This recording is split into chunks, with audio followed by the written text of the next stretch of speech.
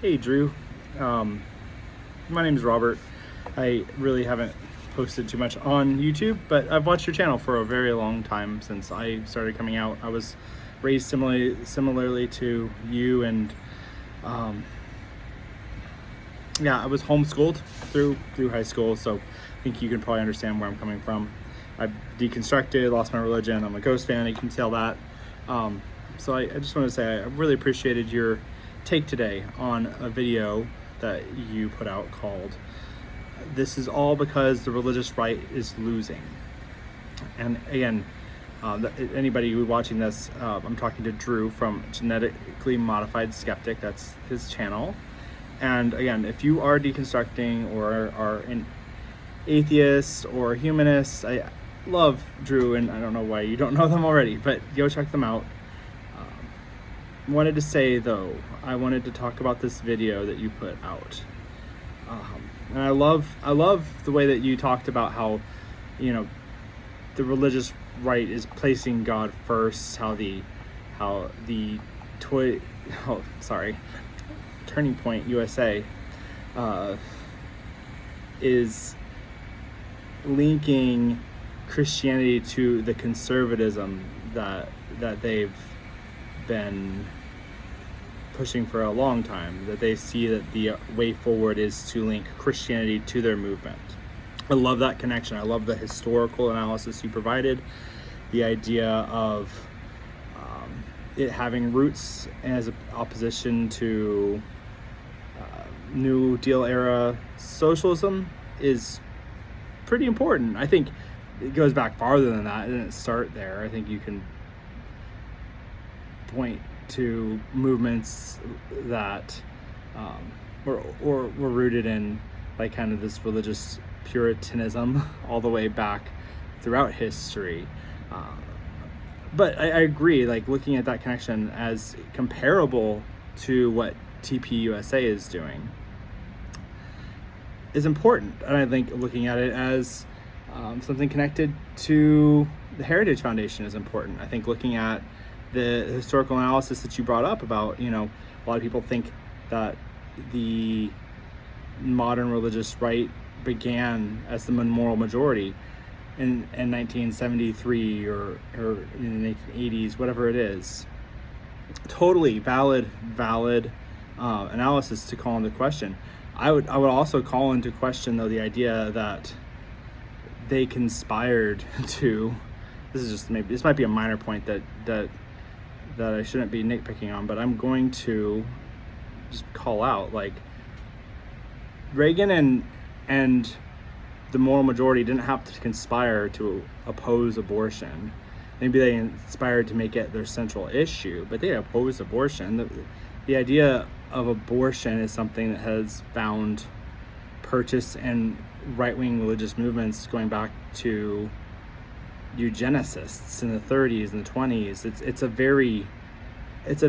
a very controlling women's bodies is entwined with the right-wing conservatism that we see. And yes, the organization of religious groups around it was something that's new in the 1970s. And sure, there might have been some conspiracy there, but it was also a direct opposition to feminism. It was a direct opposition to the successes of Black feminism and of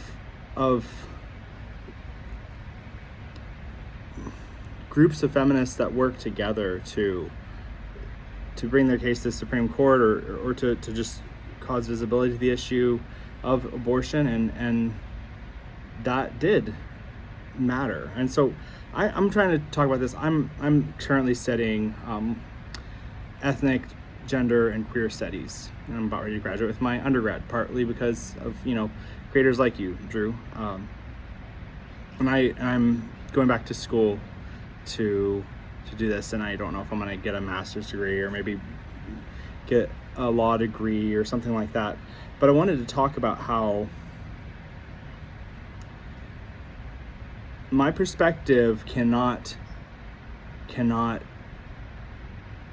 just say this one narrative here is going to hold water, because I gotta see everything from multiple vantage points, and I'm going to look at race. And so when you brought up an example of two people talking before TPUSA, and I've always started with TPUSA because, reasons. The two people you brought up were Stephen Miller talking about how God is, something they're fighting for, the light, and Tucker Carlson saying Jesus was in the room with them, right? What the thing that those two people have in common, besides the fact that they're both white, they're both, they're not even both Christians, but that's besides the point. They're both like talking about God as in this unifying political force that's in the room with them. They're both white supremacists. And I can't believe you didn't note that in your video, honestly. Not that you're missing something or you don't have any racial analysis. I love your videos recently on decolonialism, liberation theology. You're great. Loved your videos there. You brought up, again, the idea Michael Parenti quoted towards the end. His quote was, "All governments rest on public opinion." I can understand that quote and put it in the context, but I just have to ask, what is the public opinion that TPUSA is trying to shift? You're saying that they're trying to align Christianity with their political movement. I get that. I see that they're stalling. That's valid. I don't disagree with your sociological analysis. I'm not a sociologist. I didn't want to become a sociologist, but the idea there is, sociological perspective, like looking at public opinion, is very important. But what are they trying to do? I think they're trying to align Christianity specifically with white supremacy. And obviously, as a humanist, you should be concerned about that. But even looking at it from a zoomed out lens, even farther back, you critique this idea that Christianity can't use communism as a boogeyman anymore. It's still very intertwined with capitalism and those capitalist ideals, and the fact that we all have ChatGPT on our phones, or that so many people use ChatGPT, is a testament to how much power capitalism still has. And I look back to bell hooks. So I'm just going to bring this back to what I know about Black feminism and Black feminists. She talked about these systems as being intertwined and stressed how much you have to look at them being intertwined. She talked about, and I wrote down what I wrote down because I wanted to make sure I got this right here. She said it a couple different ways, but she called the systems that are positioned are imperialist, white supremacist heteropatriarchy, and then white supremacist capitalist patriarchy. And I know those are super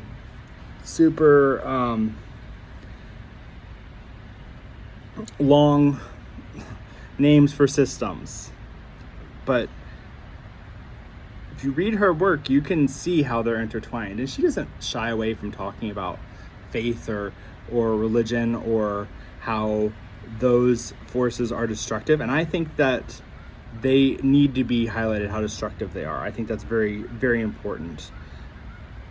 But again, if you're talking about the way that white supremacy is looking to co-opt Christianity, or looking to co-opt or reinforce its version of American Christianity to build a stronger political movement, I think that's what TPS USA is trying to do. They're trying to make the projects that they have even more white supremacist than they have been. That's something that is happening in Iran.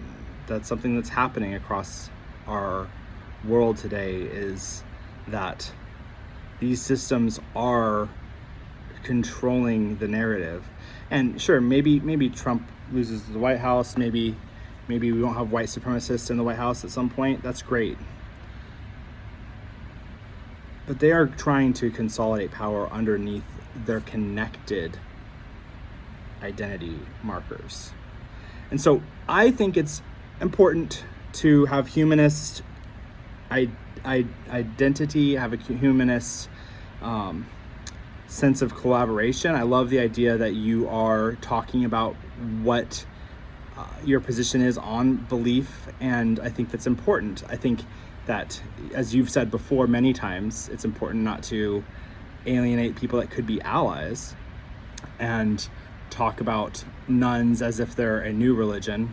I think that the idea of people that have no nuns or people without any religious affiliation, yeah, those people are way more diverse than your statistic will indicate.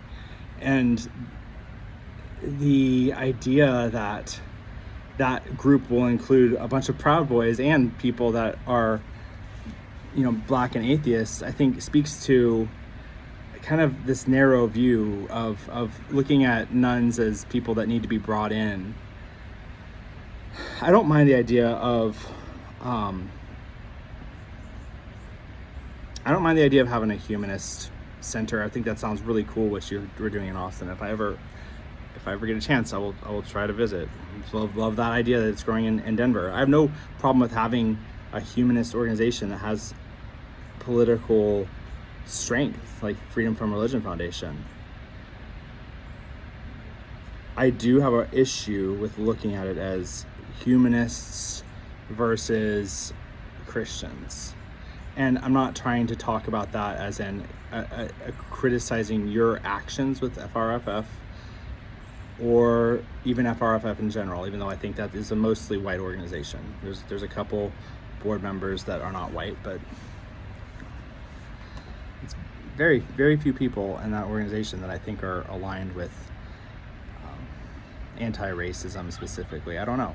I get that impression from them. And also I've had issues with their connections with some of the people like Dawkins.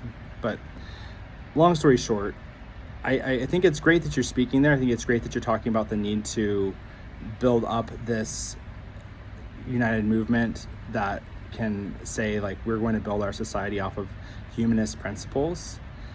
I just think that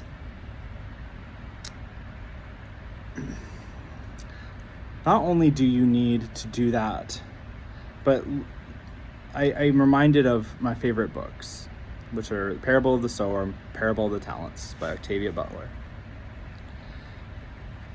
She wrote those stories to show how important it is to not just build a new world, but to build a new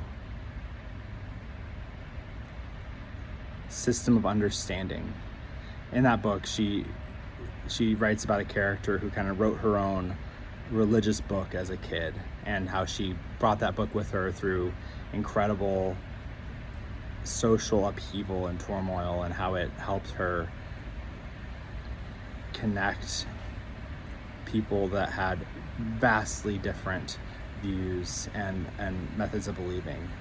I see TPUSA as trying to do a new religious framework, to build a new religious, racist, social framework that will strengthen the power that they already have and that they've seized in this country. I don't think they're losing, honestly. I think that looking at these statistics to say they're losing is short-sighted, honestly. But I do say that, yeah, we do need to work together. We do need to imagine new ways of building the world. Humanism could be one of them. Maybe it's an important one of them. Is your humanist center, though, that you want to have people work on building, is that going to replace the community center in your town where, non-white people have been organizing and gathering for 50, 60 years or more? I mean, in my town, it's a small town, about 20,000 people, mostly white. There's a solid African American community center, and yeah, they might have some ideas about faith and spirituality that I don't align with, but I think it's more important that I work with them than build my own humanist group.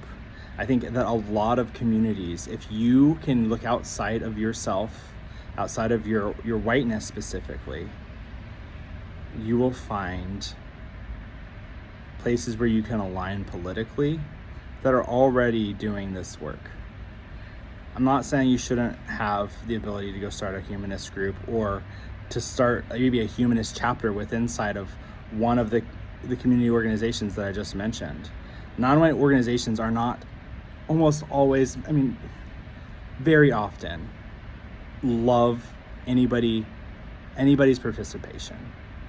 It's just going to be uncomfortable if you have never really participated in a non-white space. You are not going to just go in there and take charge. You have to work with people in those spaces. I'm learning that as somebody who is wanting to reshape the world, and in so many ways there's been people working to reshape the world for a very long time. And Drew, I love what you're doing to reshape the world. I love the idea that we can work together to build a political consciousness that opposes this white supremacist, capitalist, heteropatriarchy that's based out of imperialism. I hate it. Every day I wake up and I think about how much I hate it. I just want you to know that I think I love the ideas that you're presenting in this video. I love the ideas that you're working on and the way that you've connected them specifically to racism and colonialism are so important recently.